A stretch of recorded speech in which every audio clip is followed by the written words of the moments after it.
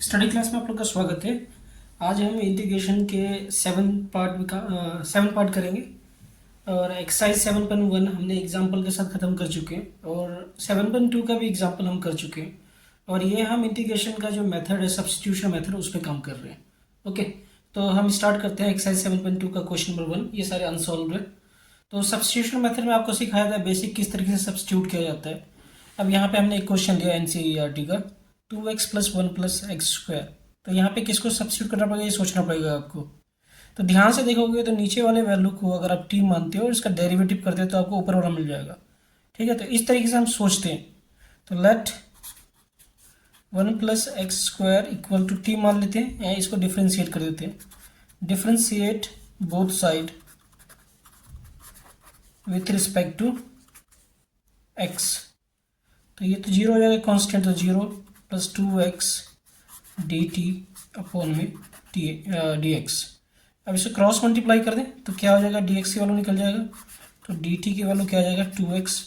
अब हम क्वेश्चन में पुट कर देते हैं ये वैल्यू, ये क्या हो जाएगा 2x और इसको तो हमने t मान लिया था इंटू dx की वैल्यू क्या था dt अपॉन में 2x। 2x से 2x हम कट कर सकते हैं, क्या आ जाएगा dt अपॉन में t। एंड आप लोगों ने इंटीग्रेशन का प्रॉपर्टी पढ़ा हुआ कि dx अपॉन में x होता है तो इसका इंटीग्रेशन होता है log x। ओके, तो हम यूज़ करें इसको तो क्या हो जाएगा ये log t प्लस c। अब t को हमने क्या माना था 1 + x², तो यहाँ पे पुट कर देते हैं तो log क्या आ जाएगा फाइनली 1 + x² + c। ये हो गया हमारा फाइनल आंसर।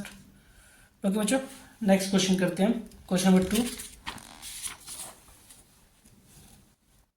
क्वेश्चन नंबर 2 है log x का होल स्क्वायर अपॉन में x dx। इसको हमें डिफ्रेंशिएट करना है।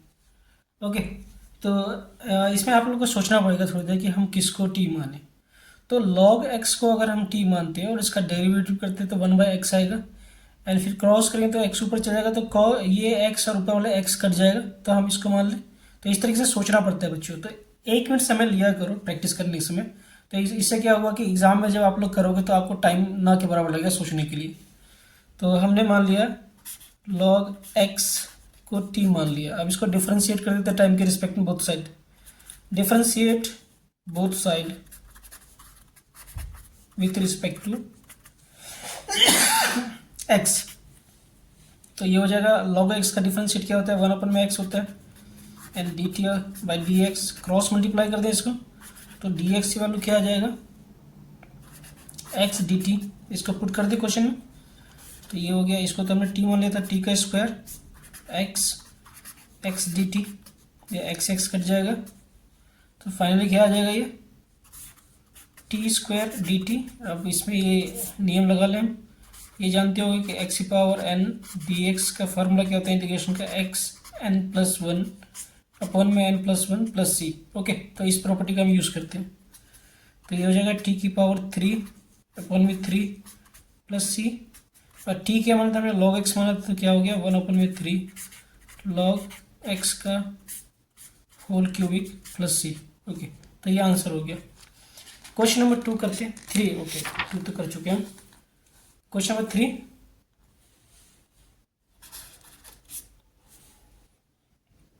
क्वेश्चन नंबर 3 में हमें दे रखा है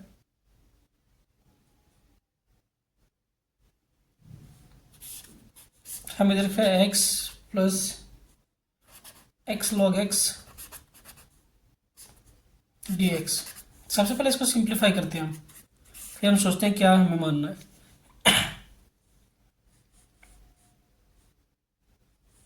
ओके, तो इसमें हम क्या करते हैं 1x कॉमन ले लेते हैं तो ये क्या हो जाएगा 1/log x dx।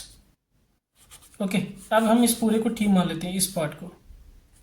तो 1 + log x = t। अब इसको डिफ्रेंशिएट कर देते हैं x के रिस्पेक्ट में।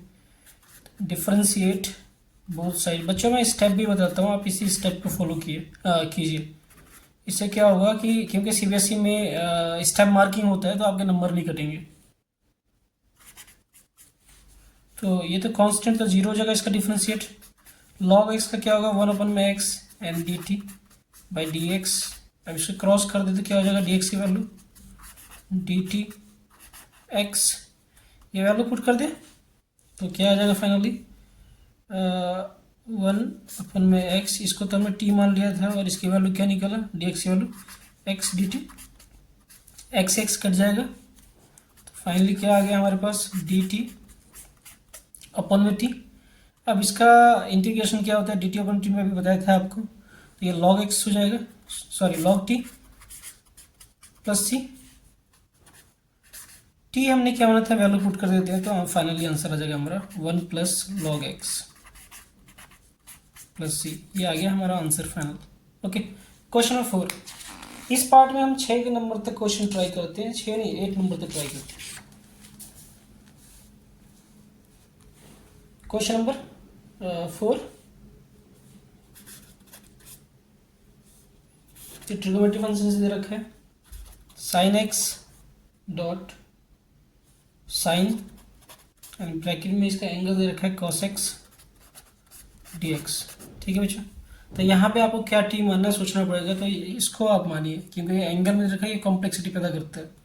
तो let cos x equal to t. अब इसको डिफरेंशिएट कर दे तो कॉस का डिफरेंशिएट क्या होता है, कॉस का होता है माइनस साइन एक्स, तो ये क्या हो जाएगा हमारा minus sine x d t upon में d x and d x की वैल्यू क्या आ जाएगा माइनस डी टी अपन में साइन एक्स। जो हमने माना था पहले उसको पुट कर देते हैं, तो ये हो गया साइन एक्स इंटू साइन, इसको हमने टी मान लिया था एंड ये वैल्यू हम निकला माइनस डी टी अपन में साइन एक्स। साइन एक्स का साइन एक्स काट सकते हैं तो क्या आ गया, माइनस को हम बाहर कर लेते हैं इंटीग्रेशन से, तो साइन टी डी टी। अब साइन का इंटीग्रेशन क्या होता है माइनस कॉस टी, तो ये क्या हो जाएगा फाइनली माइनस माइनस प्लस हो जाएगा, तो यहाँ पे लिख देते हैं कॉस टी प्लस सी। और टी को हमने क्या माना था कॉस एक्स, तो आंसर क्या आ गया हमारा cos x plus C. Okay, तो ये आंसर आ गया हमारा। क्वेश्चन नंबर 5 देखते हैं।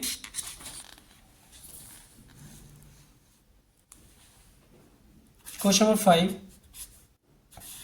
हमें दे रखा है sine a x plus b into cos a x plus b d x. ये क्वेश्चन ट्रिगोमेट्री फंक्शन से दिया हुआ है बच्चों। आपको यहाँ पे एक आइडेंटिटीज बताता हूँ, आपको ध्यान से देखोगे तो इन दोनों का एंगल सेम है, तो यहाँ पे एक आइडेंटिटीज लगा सकते हैं हम। ये फार्मूला जानते होंगे आप, साइन 2x का क्या होता है 2 sine x into cos x होता है, हम इसको यूज़ करते हैं यहाँ पे। तो यहाँ पे 2 चाहिए और हमारे पास 2 नहीं है, तो मैंने क्या किया 2 ऊपर और 2 नीचे से मल्टीप्लाई कर दिया एंड डिवाइड कर दिया, जो बैलेंस रहे मैथमेटिक्स। एक 2 को मैं बाहर कर देता हूँ इंटीग्रेशन से, तो 1/2 मैंने बाहर कर दिया, तो क्या हो जाएगा 2 sine a x plus b into cos a x plus b d x. Okay, अब ये फार्मूला बन जाएगा साइन 2x का, तो इसको हम लिखते हैं 1/2 sine 2 a x plus b d x. बच्चों ये पूरे का ये फार्मूला बन गया साइन 2x का ये। ओके, अब इसको सिंपली हम इंटीग्रेशन कर देते हैं, तो 1/2। हाँ, यहाँ पे एक चीज़ करना पड़ेगा हमें, ऐसे सॉल्व नहीं कर सकते हम। अब इसको हमें टी मानना पड़ेगा इस एंगल को। ओके, तो a x plus b equal to t. अब इसको डिफरेंशिएट कर देते हैं बहुत सारे विद रिस्पेक्ट टू एक्स, तो ये वैल्यू क्या हो जाएगा, ये तो कांस्टेंट ये तो रह जाएगा, और एक्स का डेरिवेटिव क्या होता है 1, तो ए और बी कांस्टेंट तो 0 हो जाएगा, डी टी अपॉन में डी एक्स क्रॉस कर दे तो डी एक्स की वैल्यू क्या आ जाएगा हमारे पास, डी टी अपॉन में ए। अब ये वैल्यू पुट कर देते हैं यहाँ पे, तो फाइनली क्या हो जाएगा 1/2 साइन 2t एंड ये वैल्यू हमारे पास क्या गया a dt। ओके, तो ये कांस्टेंट वैल्यू है, मैं कांस्टेंट को बाहर कर देता हूँ, तो ये क्या आ जाएगा 1/2a sign 2t dt। Okay, तो अब इसको हम इंटीग्रेट करते हैं, तो साइन का इंटीग्रेशन क्या होता है माइनस कॉस एक्स, ये 2 है तो फिर इस पर चेन रूल लगेगा, तो 2 नीचे डिवाइड में आ जाएगा, तो ये क्या हो जाएगा माइनस कॉस 2t ये कॉस है, ओके। ये 2t माइनस ये और माइनस दे दिया मैंने 2a अपन में 2 प्लस सी। फाइनली हमारी वैल्यू आ जाएगी -1 अपन में 4a कॉस एंड t की वैल्यू हमने क्या माना था, ए एक्स प्लस बी और प्लस सी इंटीग्रेशन कांस्टेंट। ये आ गया हमारा आंसर बच्चों, -1 अपन में 4a cos a x plus B अपन में सी, सॉरी प्लस सी, ओके। तो क्वेश्चन नंबर 5 हो गया। क्वेश्चन नंबर 6 देखते हैं।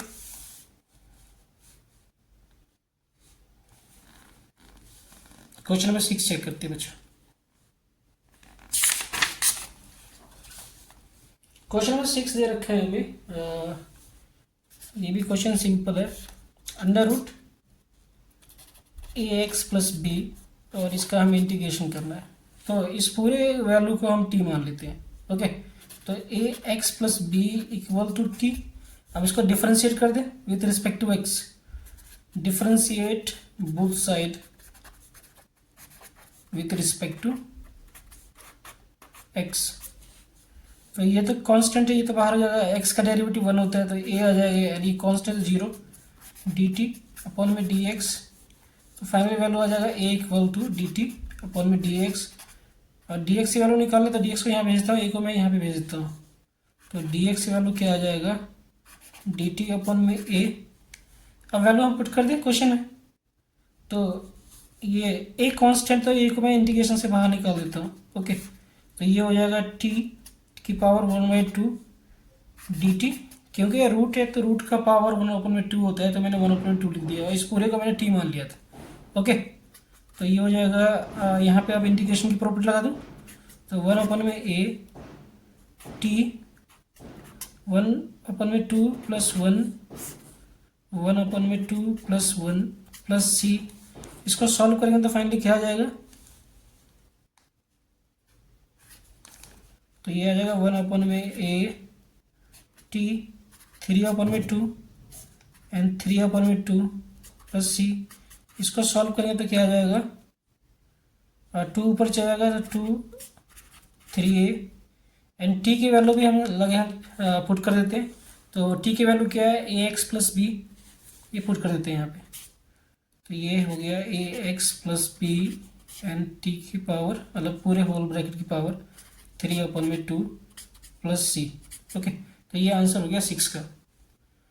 क्वेश्चन नंबर 7 देखते हैं।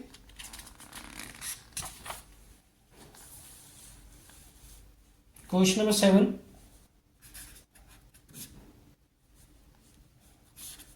X under root x plus 2 d x. कभी भी कोई चीज़ रूट में होता है तो आप रूट वाले को ही सब्स्टिट्यूट किया करो, ठीक है। क्योंकि रूट में सॉल्व करना थोड़ी सी मुश्किल होता है, तो हम इसी को टी मानते हैं। तो x प्लस 2 की वैल्यू को हमने t मान लिया। अब इसको डिफरेंशिएट कर देते हैं x के रिस्पेक्ट में। तो x का डिफरेंशिएट क्या होगा, 1 होगा, यानी कांस्टेंट तो 0 हो जाएगा। dt अपॉन में dx एंड क्रॉस कर देंगे तो क्या हो जाएगा, dx और dt आपस में इक्वल आ जाएगा, ओके। अब यहाँ पे क्या है कि यहाँ पे अगर हम पुट करते हैं फिर भी क्या है कि x की वैल्यू रह जाएगा। तो इसका क्या करते हैं, हमने क्या माना था x plus 2 equal to t. तो यहाँ पे x की वैल्यू निकाल देते हैं तो क्या हो जाएगा t-2, यहाँ पे पुट कर दे तो फाइनली क्या हो जाएगा, क्योंकि एक ही वेरिएबल के फॉर्म में होना चाहिए। अगर मैं ये dx को t पुट करता हूँ तो ये dt आ जाएगा, मगर ये x रह जाएगा। तो इसलिए हमने क्या किया, यहाँ से पूरे वेरिएबल को t के फॉर्म में कन्वर्ट कर दिया है। तो ये क्या हो जाएगा हमारा t-2 x की वैल्यू, एंड इसको हमने क्या मान लिया था, इस पूरे वैल्यू को हमने t मान लिया था, तो t की पावर 1/2 हो जाएगा dt, ओके। अब ये जो वेरिएबल है इसको मल्टीप्लाई कर रहे हैं हम ब्रैकेट से। और आप लोगों ने एक्सपोनेंशियल पढ़ा होगा 8th क्लास में या 9th क्लास में, तो उसकी प्रॉपर्टी यूज़ करूँगा। देखो a की पावर m इंटू a की पावर n, दोनों का बेस सेम है तो पावर क्या होता है, प्लस हो जाता है। तो इस प्रॉपर्टी का मैं इस्तेमाल करूँगा यहाँ पे। तो ये t कुछ नहीं होता तो 1 माना जाता है पावर, ओके। तो ये हो जाएगा t1 इंटू टी की पावर 1/2 माइनस 2 टी की पावर 1/2 एंड ब्रैकेट dt। अब दोनों का बेस सेम है तो पावर ऐड हो जाएगा अकॉर्डिंग टू एक्सपोनेंशियल लॉ। तो ये हो जाएगा t1 एंड 1 + 2 क्या हो जाएगा 3/2, और ये हो जाएगा -2 टी 1/2 dt। अब इसको सेपरेट कर लें तो वैल्यू क्या आ जाएगा फाइनली, टी 3/2 dt। कांस्टेंट को मैं बाहर कर रहा हूँ इंटीग्रेशन से, क्योंकि हमेशा कांस्टेंट को बाहर करना ठीक रहता है। और टी की पावर 1/2 dt। अब इसको इंटीग्रेट कर दें तो क्या आ जाएगा, यहाँ पे कोशिश करता हूँ, थोड़ी सी जगह है, तो ये हो जाएगा T 3/2 + 1 and 3/2 + 1 -2 T 1/2 + 1 and 1/2 + 1 + c। हम नेक्स्ट पेज में सॉल्व करते हैं इसको पूरी को। तो ये क्या आ जाएगा, टी 5 की पावर 2 एंड इसको सॉल्व करें तो 5/2 -2 टी 3/2 एंड ये वैल्यू आ जाएगा हमारा 3/2 + c। अब इसको सिंप्लीफाई करते तो क्या हो जाएगा, इस नंबर को ऊपर भेज दें तो 2/5 टी 5/2 माइनस इस नंबर के ऊपर भेज दें और ये इसे मल्टीप्लाई हो जाएगा तो 4 हो जाएगा, तो 4/3 टी 3/2 + c। अब t जो हमने माना था उसको पुट कर ले, तो हमने क्या माना था, x + 2 की वैल्यू t माना था। अब t के जगह हम ये वैल्यू को पुट कर देते हैं, तो फाइनली आंसर क्या आ जाएगा हमारा, 2/5 x + 2 की पावर 5/2 -4/3 x + 2 3/2 + c। ये आ गया हमारा final answer. Okay, next question देखते हैं। क्वेश्चन नंबर 8, यहाँ पे हो जाएगा स्पेस से। Question number 8, x 1 + x 2x², okay, dx। अब ध्यान से देखोगे तो ये वैल्यू को अगर हम डिफ्रेंशिएट करें तो हमें x मिल जाएगा और x आपस में कट हो जाएगा, तो हम इसको t मानेंगे। तो इस तरीके से सोचा जाता है कि किस वैल्यू को हम माने जिससे हमारा क्वेश्चन सिंप्लीफाई हो जाए। ओके, तो हमने क्या किया, 1 + 2x² को t मान लिया। अब इसको डिफ्रेंशिएट करते बहुत सारे with respect to x, differentiate both side with respect to x। तो ये क्या हो जाएगा, ये कांस्टेंट तो 0 हो जाएगा, प्लस 4x dt/dx। और इसको फर्दर सिंप्लीफाई करें तो क्या आ जाएगा, dx की वैल्यू dt/4x। यहाँ पे पुट कर दें वैल्यू, तो ये फाइनली क्या हो जाएगा, x, और इस पूरे वैल्यू को हमने t मान लिया था, तो t की पावर 1/2 लिख सकता है इसको, इंटू dt/4x। x से x कट जाएगा तो क्या आ जाएगा, और ये कांस्टेंट वैल्यू तो इसको बाहर निकाल लेता हूँ मैं, तो ये हो जाएगा t 1/2 dt। अब इसका इंटीग्रेशन कर दें तो क्या आ जाएगा फाइनली, ये 1/4 t 1/2 + 1 1/2 + 1 + c।